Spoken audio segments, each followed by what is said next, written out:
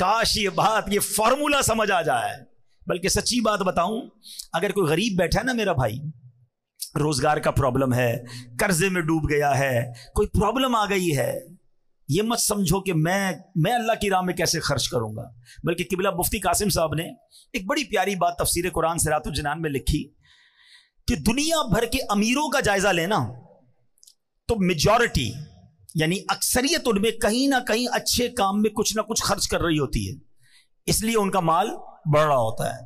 اور دنیا بھر کے غریبوں کا سروے کرے نا تو اکثریت ان میں وہ جو اللہ کی راہ میں خرچ نہیں کرتی کہ میں تو پہلے ہی غریب، میرا کیا کام خرچ کرنا. فرمایا اس لیے یہ غربت سے نکل نہیں پا رہا. اگر غریب بھی اپنی حیثیت کے مطابق خرچ کرنا شروع کر دینا، اللہ نے وعدہ کیا ہے کہ یہ قرضہ ہے، اللہ کے حبیب نے وعدہ فرمایا کہ کم نہیں ہوگا، تمہارا مال تمہیں پھر لوٹایا جائے گا، بڑھا کے لوٹایا جائے گا، ملٹی پلائی کر کے لوٹایا جائے گا. چاہے 1 روپے سے شروع کرو، چاہے 5 روپے سے شروع کرو، کسی غریب کی مدد، کسی دینی کام میں خرچ کرتے رہا کرو. وہ کیسے لوٹاتا ہے اب ذرا سنتے جانا. میں مختصراً 1-2 حدیثیں اور 1-2 واقعات سناتا ہوں. صحابی رسول حضرت ابو ہریرہ رضی اللہ تعالیٰ عنہ سے روایت ہے. اللہ اکبر، یہ بھی بخاری شریف کی حدیث ہے. اللہ پاک کے آخری نبی رسول ہاشمی صلی اللہ تعالیٰ علیہ وسلم نے فرمایا، ایسا کوئی دن نہیں جس میں بندے سویرا کریں اور 2 فرشتے نہ اتریں جن میں سے ایک کہتا ہے الہی سخی کو زیادہ اچھا عوض دے، اور دوسرا کہتا ہے الہی کنجوس کو برباد کر دے. یعنی آپ ذرا سوچیں، فرشتہ روز بددعا کیسے دے رہا ہے؟ کنجوس کو بربادی دے، کہ جو نہیں خرچ کرتا اللہ کی راہ میں، جو کنجوسی کرتا ہے. اور جو سخی ہے اس کے لیے کون دعا کر رہا ہے؟ فرشتہ دعا کر رہا ہے. آج میں اور آپ کسی عالم دین، کسی بزرگ، کسی پیر صاحب کو ڈھونڈتے ہیں نا، حضرت ذرا دعا کر دے، خاص مسئلہ ہے، دعا کر دیں. ارے تم اللہ کی راہ میں خرچ کرنا شروع کرو، صبح سویرے فرشتے دعا کریں گے تمہارے لیے، اور فرشتوں کی دعائیں حاصل ہو سکتی ہیں. اللہ کرے یہ بات سمجھ آ جائے. اللہ اکبر. نبی پاک کی ایک اور حدیث ہے، ہر شخص بروز قیامت اپنے صدقے کے سائے میں ہوگا یہاں تک کہ لوگوں کے درمیان فیصلہ فرما دیا جائے. حضرت یزید بن ابو حبیب رحمۃ اللہ تعالی علیہ سے مروی ہے کہ حضرت مرثد بن ابو عبداللہ رحمۃ اللہ تعالی علیہ اہل مصر میں وہ پہلے شخص تھے جو شام کے وقت مسجد میں جایا کرتے.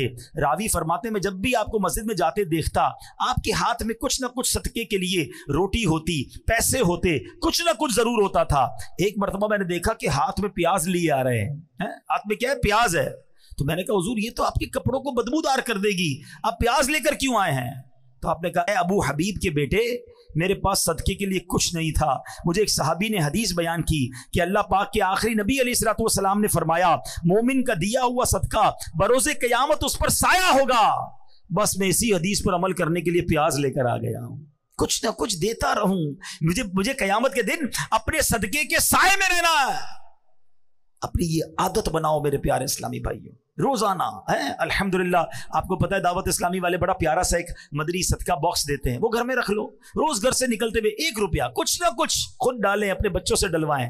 صدقہ بیماریاں دور کرتا ہے، صدقہ بلائیں دور کرتا ہے، صدقہ آفتیں دور کرتا ہے. پتہ ہے روایتوں میں آتا ہے بلا اترتی ہے اور بندہ صدقہ کرے نا، صدقہ اسے روک لیتا ہے. اب صدقے اور بلائی میں لڑائی شروع ہو جاتی ہے، مگر بلا کو صدقہ بندے پر اترنے نہیں دیتا ہے. اچھا پھر ہمارا کانسیپٹ بھی بڑا نرالا ہے. ہم کہتے ہیں یار مولانا صاحب نے بیان کیا تھا صدقہ کرو پیسے بڑھ جائیں گے. میں تو روز صدقہ کر رہا ہوں، پیسے بڑھتے ہی نہیں ہیں. وہی 1000 روپے کی سیل ہے، 10 گنا ملٹی پلائی ہو کر ملے گا. آج 100 روپے دوں گا تو کل ملٹی پلائی ہو کے 2000 ہونی چاہیے تھی، وہ 100 روپے بھی چلے گئے، سیل بھی اتنی ہی ہے. تو اب پرابلم پتہ ہے کیا کہ ہمارا مائنڈ سیٹ مال کو ملٹی پلائی کرنے میں. اب میں آپ سے سوال کرتا ہوں، آپ 100 روپے صدقہ کریں، اس کے بدلے 1000 روپے مل جائیں، یہ اچھا؟ یا باہر روڈ پہ نکل کر آپ کا ایکسیڈنٹ ہونا تو اللہ نے وہ ایکسیڈنٹ بچا لیا، آپ کی ٹانگ ٹوٹنے والی تھی اللہ نے اس سے بچا لیا، دکان میں آگ لگنے والی تھی اللہ نے اس سے بچا لیا. اللہ بہترین فیصلہ کرنے والا ہے نا. کسی کے مال میں برکت دے دی جاتی، کسی سے بلائیں ڈال دی جاتی ہیں. صدقہ بلائیں بھی تو ٹالتا ہے نا. تو ہم جب خیر سے گھوم رہے ہیں نا، مصیبتوں سے بچ رہے ہیں. اور کبھی کبھی آپ نے دیکھا ہوگا آپ کے بچہ گرتے گرتے رک جاتا ہے، آپ کسی سیڑھی سے گرتے گرتے بچ جاتے ہیں. کبھی ٹریفک میں اچانک آپ رکتے اور گاڑی نکلتی ہے، آپ کہتے ہیں یار بچ گیا، ایسے ہی بچ گئے. یہ کوئی نیکی تھی، یہ کوئی دعا تھی، یہ اللہ کی رحمت تھی، تمہیں بچایا گیا.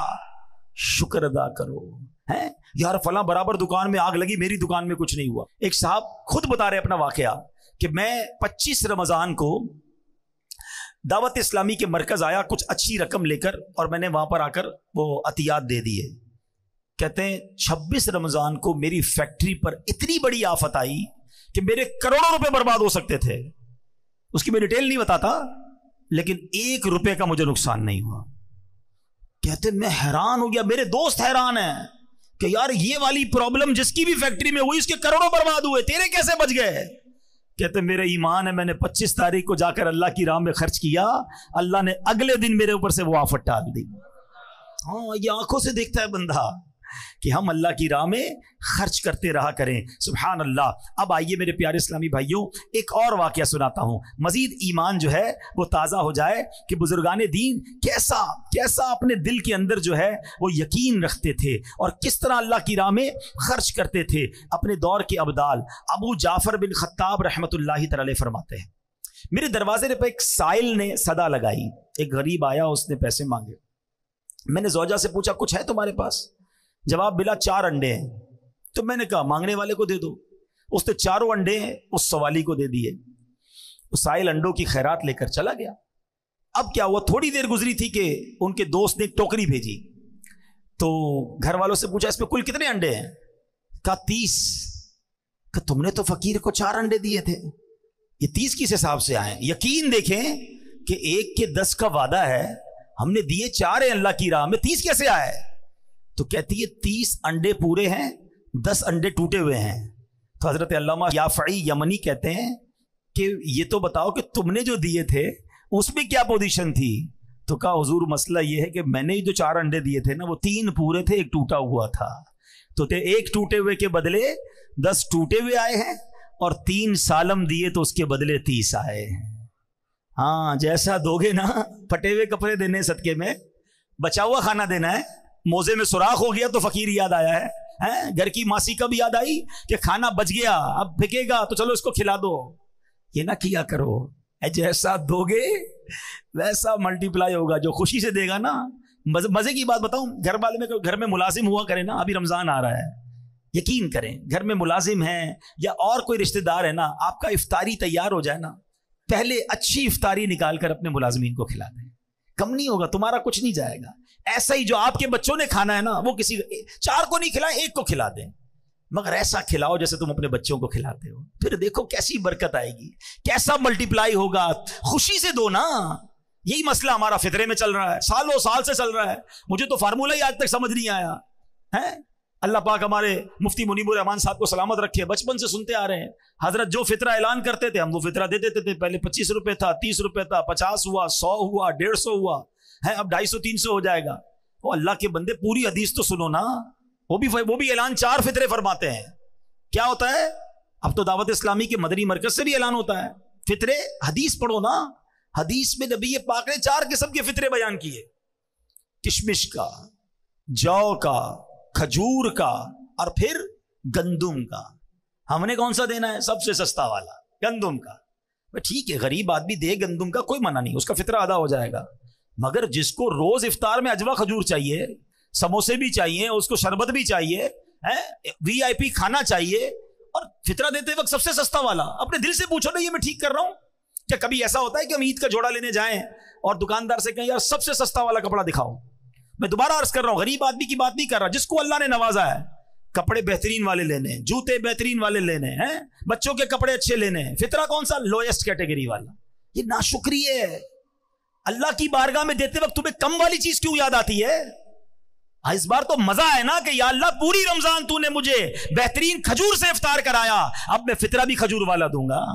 تو نے مجھے کروڑوں سے اچھا رکھا, اچھا میرے اور آپ کے پیسے اللہ کو تھوڑی جا رہے ہیں, اللہ کو ضرورت بھی نہیں ہے, یہ یاد رکھنا. ہاں, ادھر دل دیکھا جاتا ہے کہ یہ بندہ مجھ سے محبت کرتا ہے یا مال سے محبت کرتا ہے. جب میری باری آتی ہے تو سب سے گھٹیا مال یاد آتا ہے.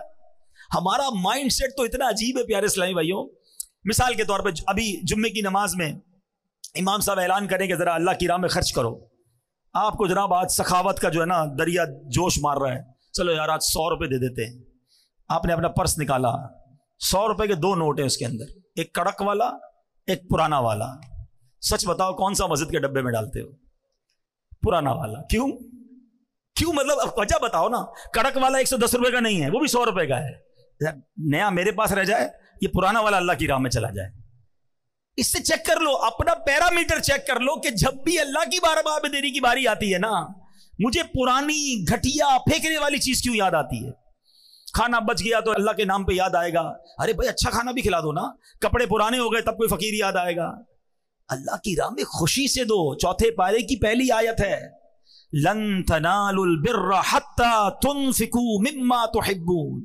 اللہ فرماتا تم اس وقت تک بھلائی تک نہیں پہنچ سکتے جب تک اپنی پیاری چیز اللہ کی راہ میں خرچ نہ کر دو. اچھا, جب صحابہ نے یہ آیت سنی نا, کوئی آتا کہتا حضور یہ باغ ہے نا, میری ساری پراپرٹی میں یہ باغ مجھے بڑا پسند ہے, یہ اللہ کی راہ میں دیتا ہوں. حضور میرے سارے مال میں یہ گھوڑا مجھے بڑا پسند ہے, میں یہ اللہ کی راہ میں دیتا ہوں. جو بیسٹ پسند تھا نا وہ دیا کرتے. ہمیں جو پسند نہیں ہے وہ اللہ کی راہ میں بانٹنا ہے. کتنا فرق ہے. کیسے ہوگا مجھے بتاؤ نا, مسئلہ حل کیسے ہوگا؟ خوشی کے ساتھ بیسٹ اللہ کی راہ میں دو اور دل سے دو. اچھا, بعض اوقات پتہ ہے کچھ لوگ کیا کہتے ہیں, یار جو مجھے پسند ہے نا وہ ایک ہی ہے, میرے پاس وہ چیز ایک ہی ہے, وہ دے دوں گا تو چلی جائے گی. تمہارے پاس ایک ہے نا, میرے اللہ کے پاس ایک تھوڑی ہے. تم دو, اللہ تمہیں اس سے اچھی عطا فرما دے گا نا. تو صحابہ کرام تو ایسے تھے کہ بہترین چیز خرچ کرتے تھے. ہم کیا کرتے ہیں؟ بلکہ ہمارا تو ایسا عجیب مائنڈ سیٹ ہے, کسی کے 4 بچے ہو نا, ایک بچہ بڑا ہوشیار, سبق پورا یاد کرتا ہے, اس کو ڈاکٹر بنائیں گے. دوسرا بچہ گھر کے کھلونے بھی خود ٹھیک کر لیتا ہے, بڑا دماغ ٹیکنیکل ہے, اس کو انجینئر بنائیں گے. تیسرا بچہ حساب کتاب میں بڑا تیز ہے, اس کو اکاؤنٹنٹ بنائیں گے. چوتھا بچہ بہت شرارتی, کچھ بھی یاد نہیں کرتا, بلکہ زبان بھی اس کی توتلی ہے, صحیح بات بھی سمجھتا نہیں ہے, اس کو مدرسے میں ڈال دیتے ہیں. یار آپ سوچو یار یہ کیا ہو رہا ہے. یعنی ہمارے گھر میں جو بچہ ہمارے کام کا نہیں وہ اللہ کی راہ میں دینا ہے. یہ بہت بڑی عجیب بات ہے. سچ بتاؤں, گھر کا بہترین بچہ عالم دین بناؤ.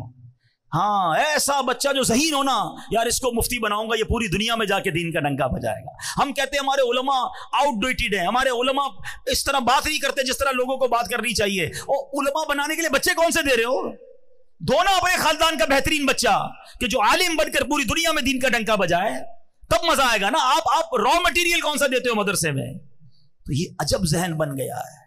تو میرے پیارے اسلامی بھائیوں, جب رب کی بارگاہ میں دینے کی باری آئے نا, خوش دلی کے ساتھ, مزے کے ساتھ, بہترین دو. وہ دل دیکھتا ہے کہ یہ میرا بندہ مجھ سے پیار کرتا ہے یا مال سے پیار کرتا ہے.